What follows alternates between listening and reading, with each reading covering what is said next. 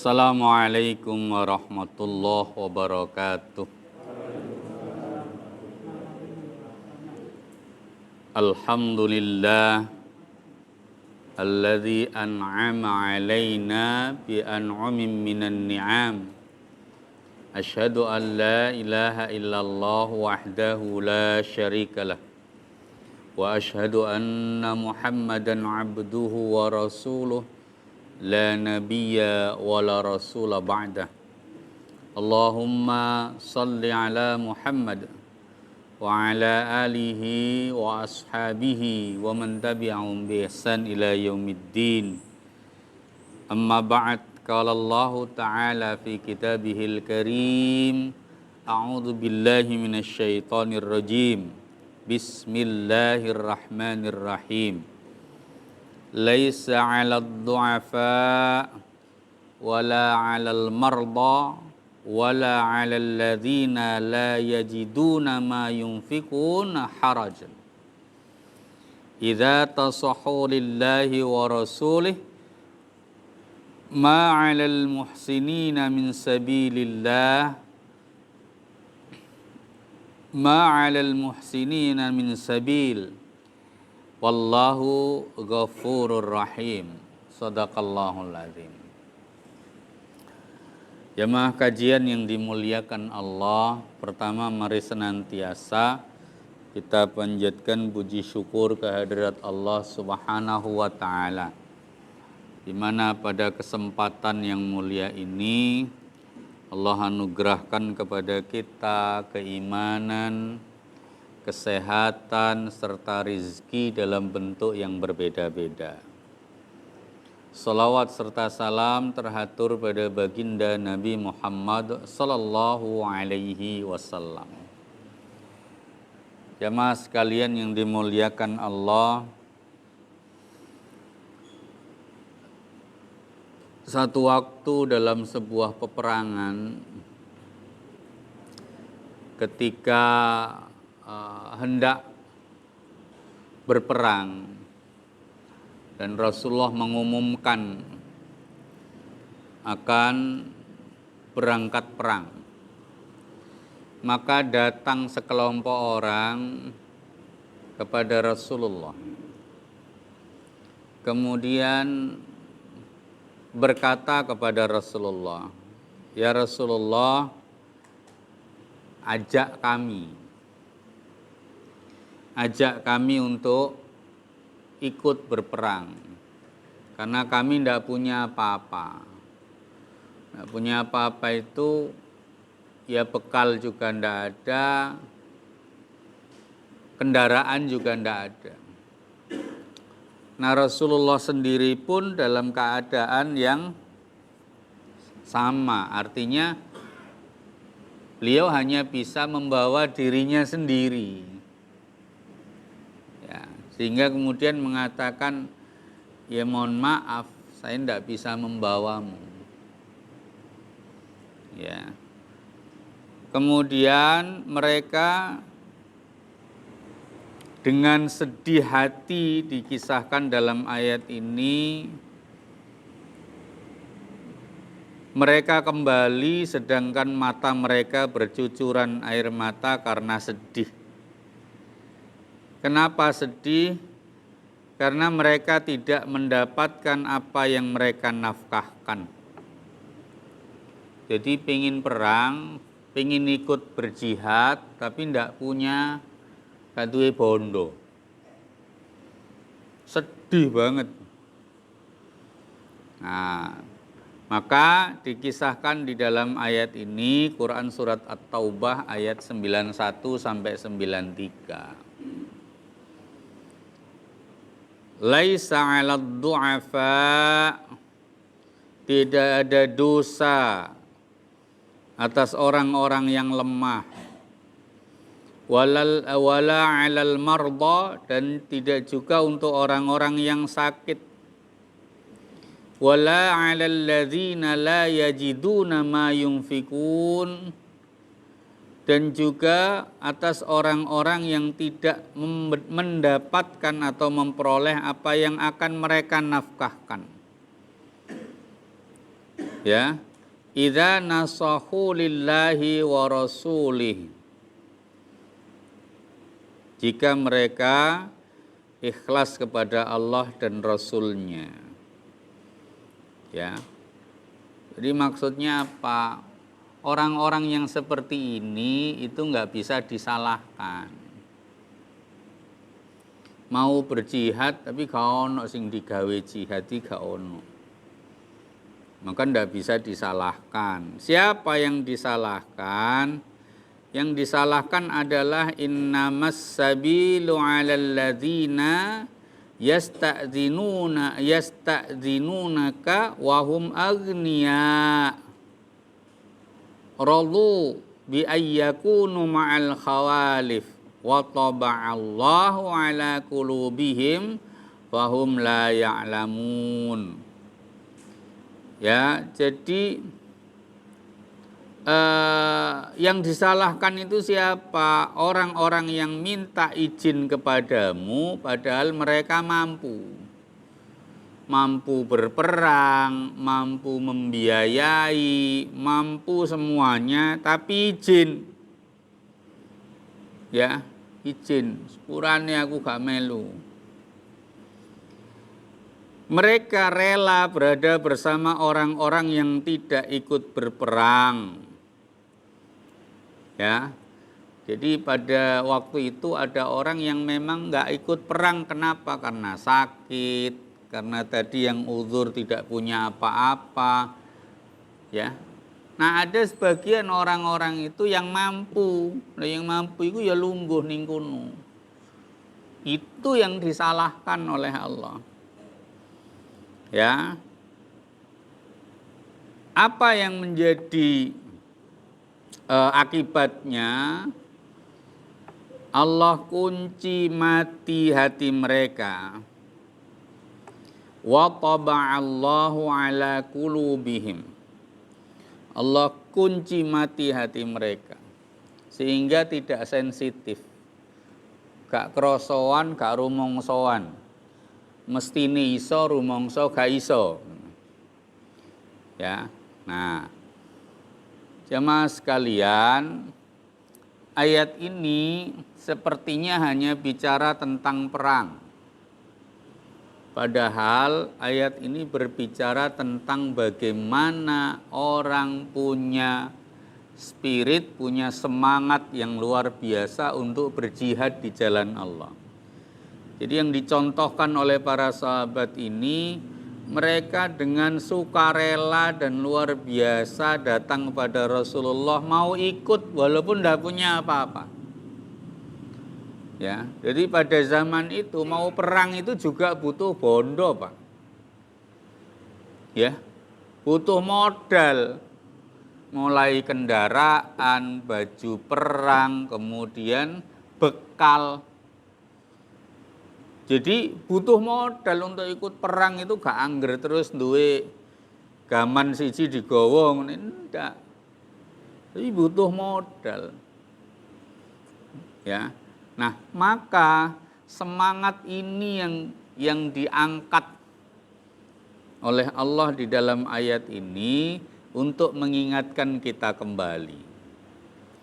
Di dalam ayat yang lain Allah ingatkan kepada kita, orang-orang beriman itu yang bagaimana sih? Orang-orang beriman itu alladzina yu'minuna billahi wa rasulih. Orang yang beriman kepada Allah dan Rasul-Nya, summa lam yartabu, kemudian tidak ragu-ragu dengan keimanan itu, ya, wajahadu fi sabilillahi, mereka berjihad di jalan Allah, bi amwalihim wa anfusihim, dengan hartanya, dengan jiwanya. Apa yang didahulukan? Harta. Kenapa harta itu penting? Kenapa mendahulukan jihad dengan harta itu penting? Karena jamaah sekalian, tanpa itu ada ibadah-ibadah yang tidak bisa kita lakukan dengan baik. Contoh, kalau tidak ada masjid ini, ya, Ya kita susah, mau sholat Jumat, mau sholat berjamaah. Nah untuk mendirikan masjid ini butuh duit. Ya, untuk membangun masjid ini butuh biaya, butuh tenaga. Maka yang dilakukan pertama kali apa? Bi amwalihim. Ya. Bi amwalihim, dengan harta. Ya, baru kemudian Allah sebutkan wa anfusihim. Nah, maka ini penting sekali. Kiai Haji Ahmad Dahlan itu mencontohkan dengan contoh yang luar biasa. Ketika ada guru dari sekolah yang didirikan, yang beliau dirikan itu belum gajian, ya, belum gajian. Apa yang beliau lakukan? Yang beliau lakukan adalah melelang harta bendanya. Jamaahnya dipanggil. Kemudian dilelang, nih kursi beli, coba berapa mau beli, lelang. Almari, semua perabot rumahnya dilelang. Sampai kemudian santri-santrinya, jamaahnya tanya, Pak Yai, untuk apa ini kok dijual semua? Ya, kenapa kok dijual semua? Karena sekolah ini gurunya belum gajian. Ya, belum gajian. Maka apa yang dilakukan oleh para jamaah?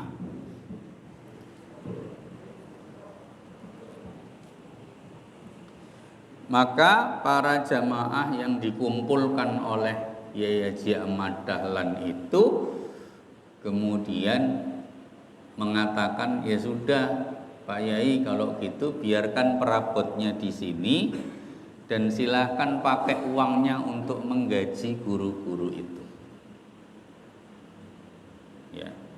Nah, itu contoh konkret, contoh real, praktek yang sederhana yang dilakukan oleh Kiai Dahlan.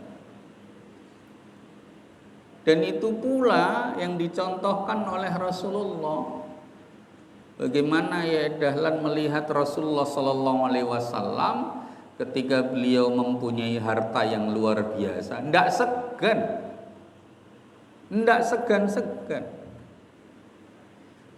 didukung oleh istrinya. Jadi jangan sangka kemudian ketika Rasulullah menikahi Khadijah radhiyallahu anha, beliau dalam keadaan miskin. Enggak.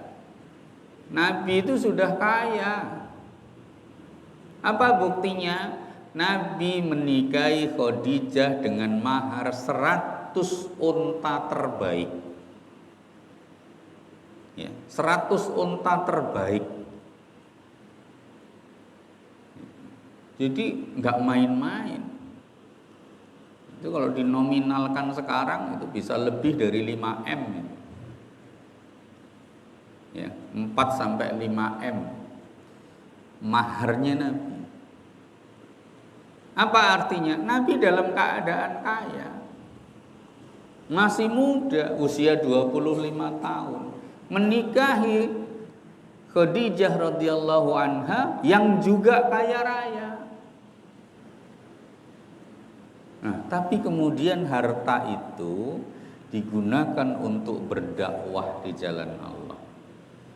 Sampai habis, sampai ketika Khadijah radhiyallahu anha malam hari Rasulullah sallallahu alaihi wasallam pulang dari berdakwah, keliling berdakwah pulang. Kemudian Khadijah radhiyallahu anha menyediakan apa istilahnya? Jadi Nabi naruh kepalanya di pahanya Khadijah, disisir rambutnya, ya. Kemudian Khadijah radhiyallahu anha mengatakan, wahai Rasulullah, wahai suamiku,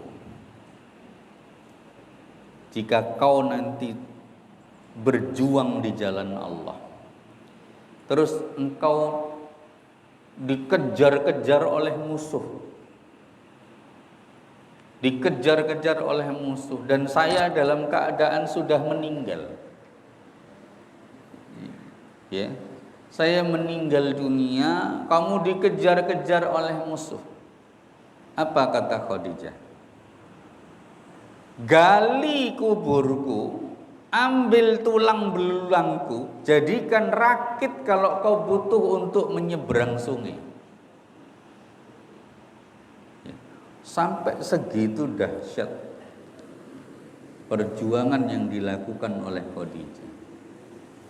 Maka apa maknanya, apa poinnya jamaah sekalian, bahwa setiap perjuangan, setiap aktivitas, setiap dakwah kita butuh logistik kalau bahasa sekarang.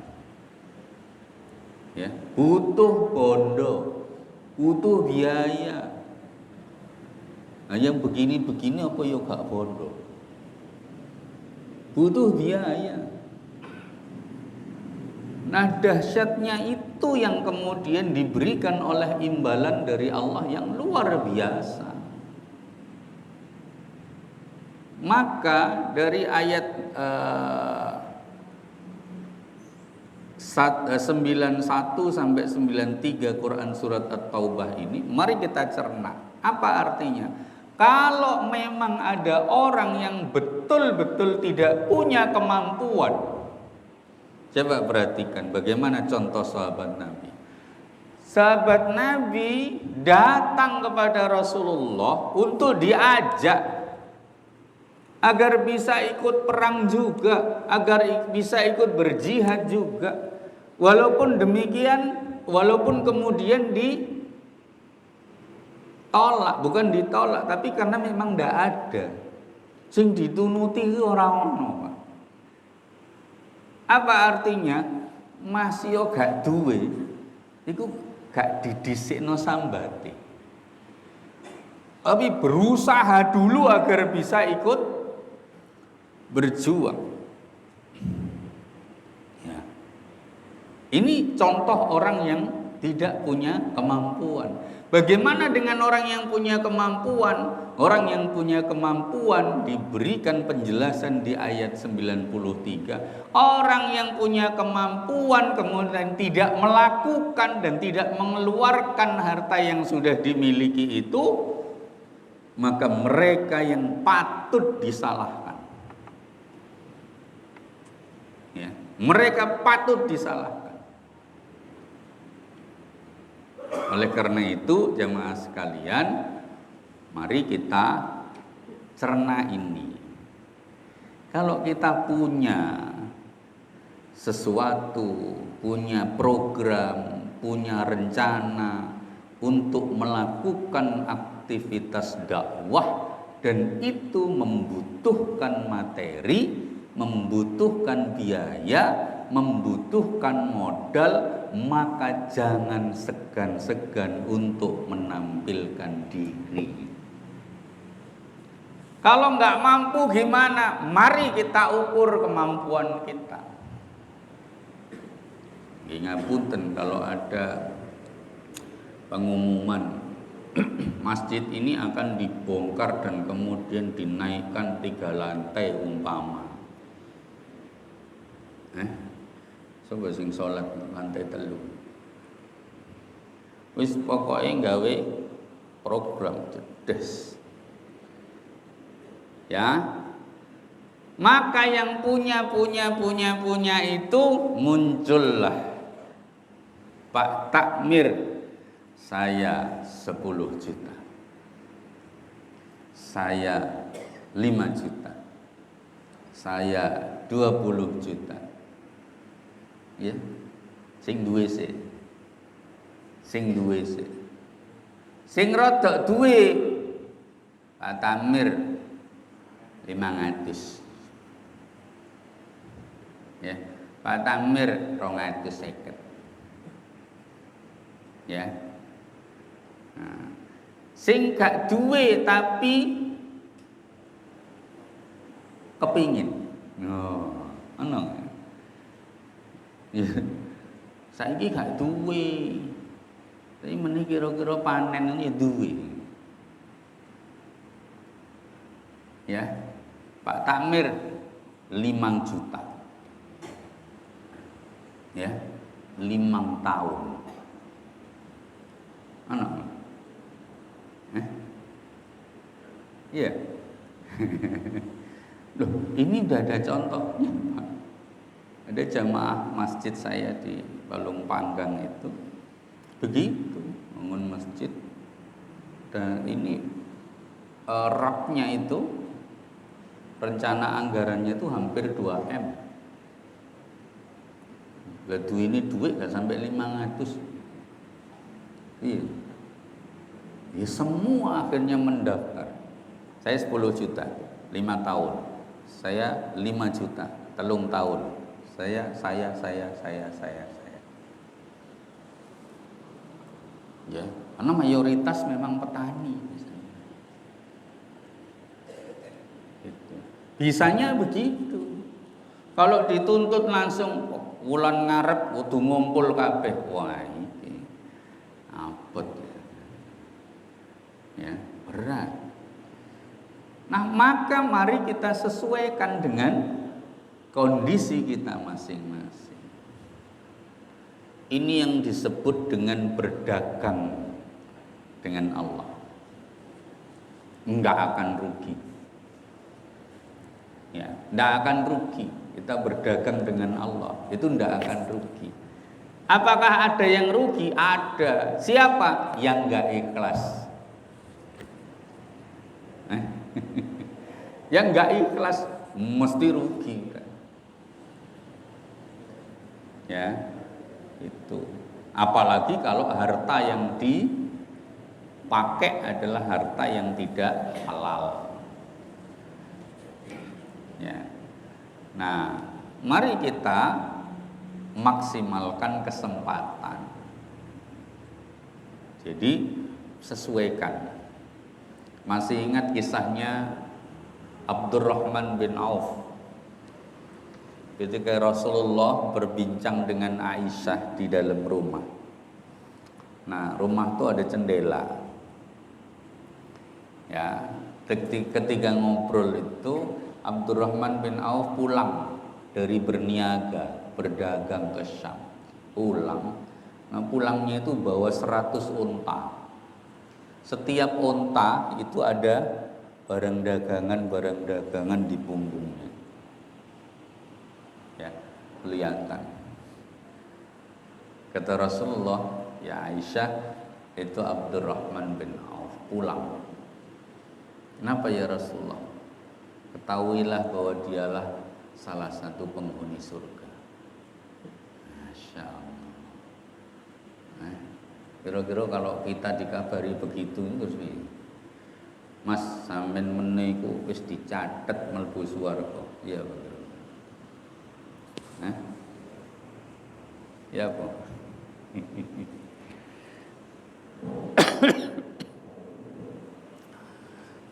Mendengar itu Aisyah radhiyallahu anha kemudian tanya, "Ya Rasulullah, boleh enggak aku kabarkan kepadanya?" Silahkan. Maka Aisyah pamit kemudian datang kepada Abdurrahman bin Auf. Disampaikan, "Ya Abdurrahman, barusan Rasulullah sallallahu alaihi wasallam menyampaikan bahwa engkau adalah salah satu penduduk surga."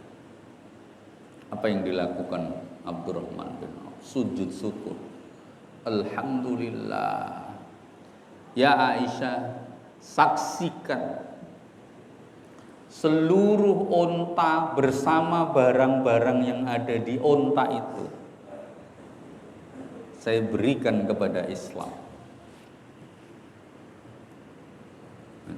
Saya berikan kepada Islam. Itu Abdurrahman bin Auf. Oh iya Mas, wong sugih. Wong sugih iki penak. Ate lapo-lapo ya iso. Oh enggak semua orang kaya bisa begitu, Pak. Ya, enggak semua. Kita dulu pernah ambil contoh ya.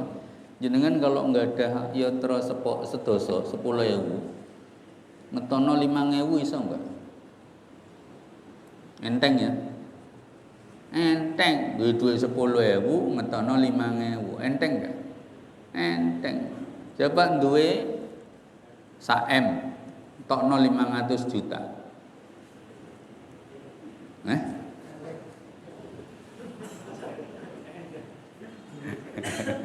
Mikir, Pak.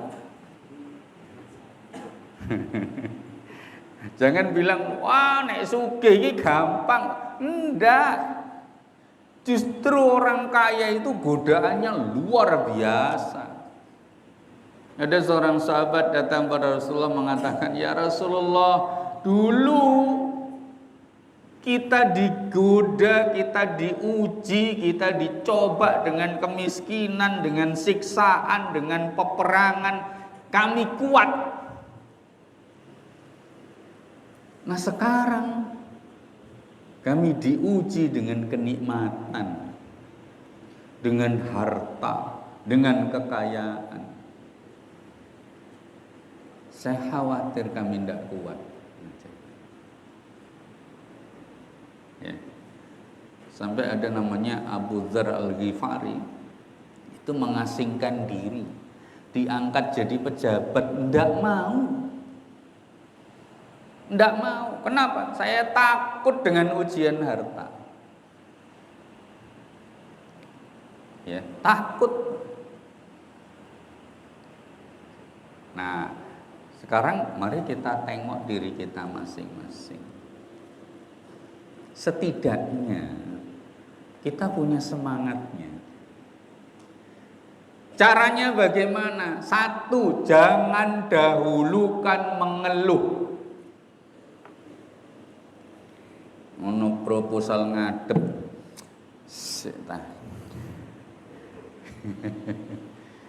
Aku iki ngene, Cak. Meniku ngene. Alamat. Alamat. Ya, mending ini untuk diri kita masing-masing ya. Mending sampaikan, saiki gak duit-duit. Besok datang lagi. Atau udah kasih apa jenenge? Besok saya antar sendiri. Wis ngono ae. Masalah ditero piro iku urusan mburi. Kan gitu. Gitu. Udah gak apa-apa. Wong panitia itu jenengan maringi piro ya alhamdulillah kok. Saya yakin gak ono sing ngresula. Kok mek sakmene jak gak ono. Itu gak ada. Kalau bahasa kasar itu begini, Pak. Bahasa kasar itu jenengan infak umpamane tanah gitu. 1 meter piro? Tuku tanah ngono iki 1 meter piro nang kene? 1 juta. Nah, 1 juta. Wis sampeyan nek gak kuat 0,5 meter ya. Ya, 0,5 meter ya. Terus bulet ya. Bulet. Akhirnya sampeyan. Wis ta, 0,5 meter iso. Sing sampeyan parani to ta. Sampeyan iku njaluk bantuan kok maksa. Nah, pertanyaannya gampang. Sampeyan tak paksa mlebu neraka karo tak paksa mlebu swarga seneng ndi?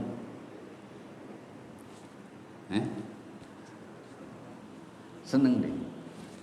Ibarat sampeyan tak jak garong, tak jak maling, engko oleh duit. Bare tak jaluk duit sampeyan gawe infak. Seneng sing ndi?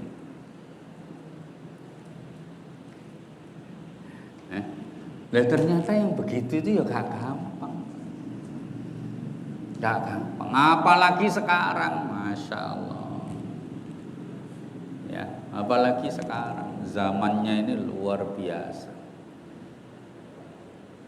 Kita lupa dengan inna lillahi wa inna ilaihi raji'un. Apa yang ada pada diri kita semuanya adalah milik Allah. Kembali kepada Allah. Masih ingat kita kaji tentang waris dulu? Dunia itu ironi, Pak. Ironi itu maksudnya apa? Awak dewe ngumpul itu sampai gulung gemek. Ngerti gulung gemek? Banting tulang. Dari wong Jawa gulung gemek. Banting tulang, kepala jadi kaki, kaki jadi kepala, keringat sak jagung-jagung, sak piturute, Masya Allah, cari harta sebanyak-banyaknya. Bareng wis oleh wakeh marang ngono mati. Siapa yang nikmati hartanya? Orang lain. Siapa? Sing dolek gulung gemek mau durung kober nikmati. Iya tak? Kalau sudah dicari sedemikian rupa, mari ngono gak ono sing dicelengi blas digawe akhiratnya besok. Ya enggak ada yang dinikmati. Gak ono, Pak. Ya, yang dinikmati yang mana? Makanya ada istilah ironi itu. Kalau kita salah mengelola itu, ya rugi sak kabehane. Apalagi nyambut gawe sampai mempeng, sholat ditinggal, gak tahu poso. Ya Allah, no donya wis soro, no akhirat gak karu-karuan. Gitu. Maka mari kita jadi orang yang bijak.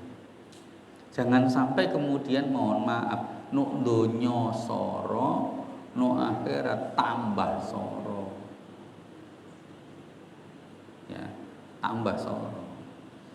Gitu. Maka kita berdoa untuk jadi orang kaya boleh. Boleh. Kita bekerja untuk jadi orang kaya boleh. Boleh. Kenapa? Karena memang banyak ibadah-ibadah itu yang membutuhkan orang-orang kaya. Ya, itu. Tapi jangan lupa sekali lagi, semua yang kita lakukan adalah untuk kepentingan akhirat kita. Bahkan menghidupi anak sekalipun itu kepentingan akhirat kita. Memberi nafkah istri, memberi nafkah anak itu kepentingan akhirat kita.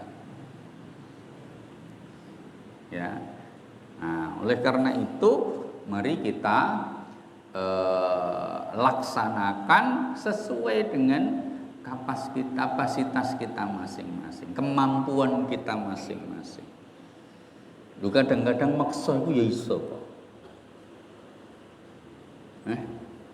Maksa itu ya iso. Saya ingat dulu mau berangkat haji itu 2010 itu saya dipeluk oleh orang yang baru pulang haji. Wis mas nang budal. Istri saya juga begitu. Pulang ke rumah cerita-ceritaan. Lah awak dhewe diperkes wong mulih teko ngaji. Dongane ngono karo. Ya sudah nek ngono budal ta? Budal. Duwe duit gak. Gak duit. Ya Allah, akhirnya doa, ya Allah beri jalan. Lho kok ya ujuk-ujuk ditemukan jalan. Wis bondo 1 juta. Nabung. 2010 daftar, 2017 berangkat. Ya, apa judulnya? Nekat. Ya, nekat. Kemarin saya ketemu dengan teman, Mas, wis daftar haji belum? Wah, Mas, antri ini kulo 40 tahun. Saya tanya, lah umur sampean piro? Umurku 40, umurku 39. 39 nek ditambah 40 dadi piro? 79. Jamaah haji tahun ini tertua itu 109 orang Madura. Ayo ngomong umur. Daftar urusan nanti berangkat gak berangkat Allah yang ngatur. Mikir, iya ya. Ya wis sesuk tak daftar. Coba. Ya. Banyak orang yang begitu. Walah Mas, umur iki wis akeh gak nututi. Wis ado tak gawe umroh ae, ya sak karep. Tapi ingat beda haji sama umroh. Beda, Pak. Ya, ya memang sama-sama datang ke Ka'bah. Sama-sama bisa tawaf di sana. Tapi berbeda karena secara hukum juga berbeda. Haji itu wajib bagi yang mampu. Ya, wajib. Itu. Makanya kemudian kalau kita punya kemampuan, udah daftar. Urusan budal gak budal, urusan belakang. Ya. Nah, kayak begitu. Dalam urusan kita melihat, ya Allah, ini ada proyek dakwah yang harus kita tuntaskan. Maka ini peluang. Ya, peluang. Saya dengar mau ada apa itu? Pembebasan tanah. Pembebasan tanah.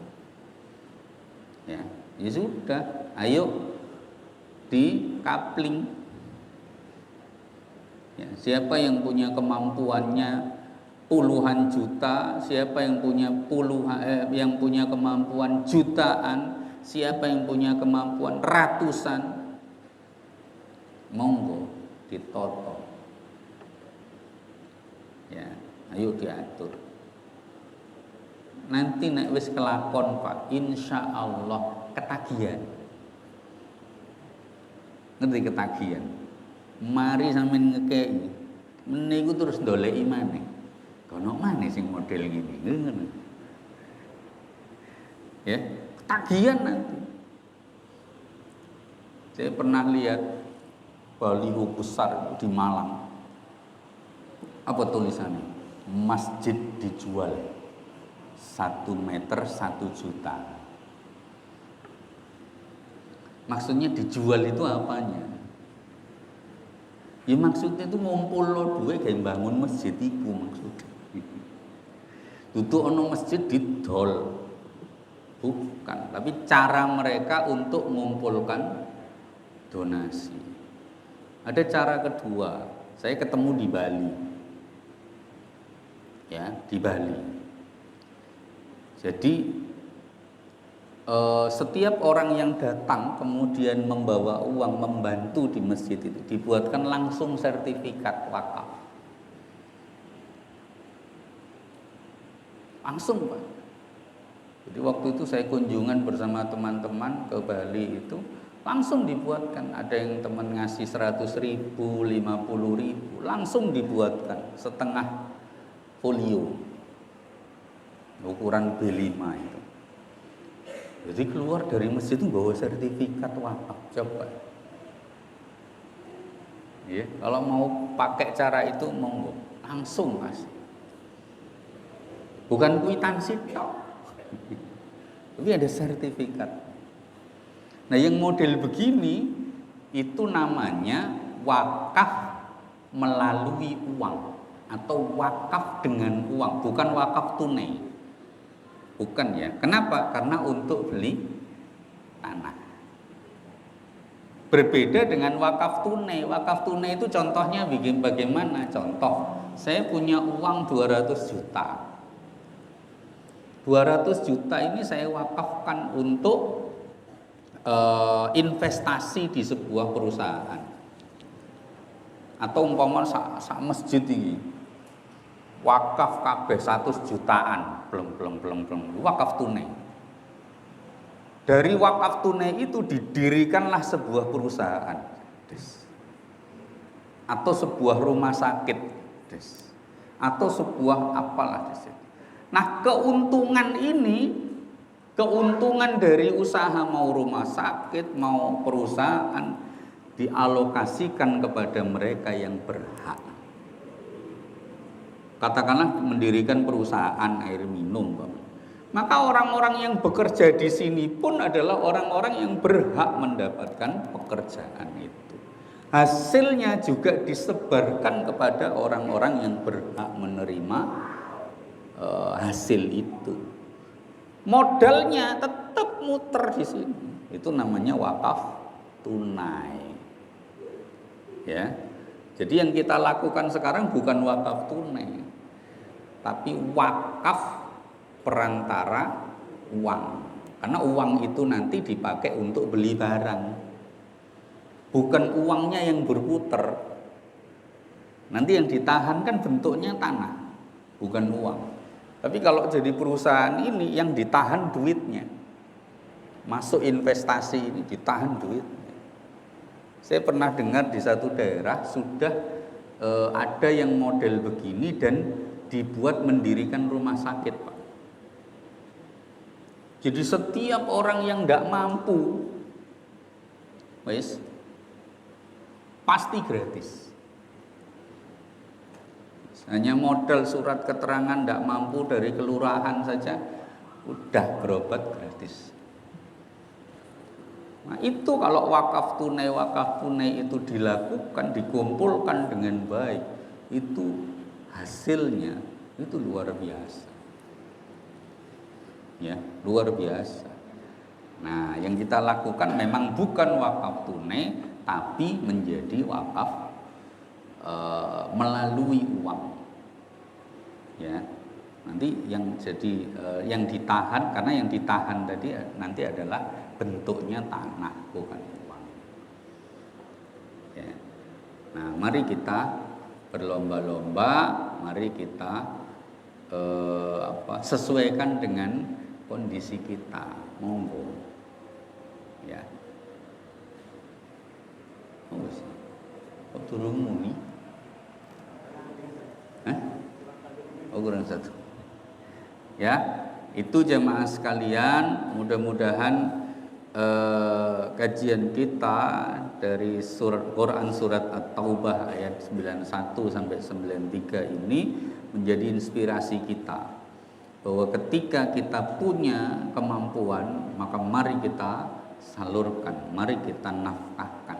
Kalaupun tidak punya kemampuan, mari kita tetap punya niatan, tetap berupaya untuk bisa bergabung dalam upaya itu, ya, dalam jihad itu.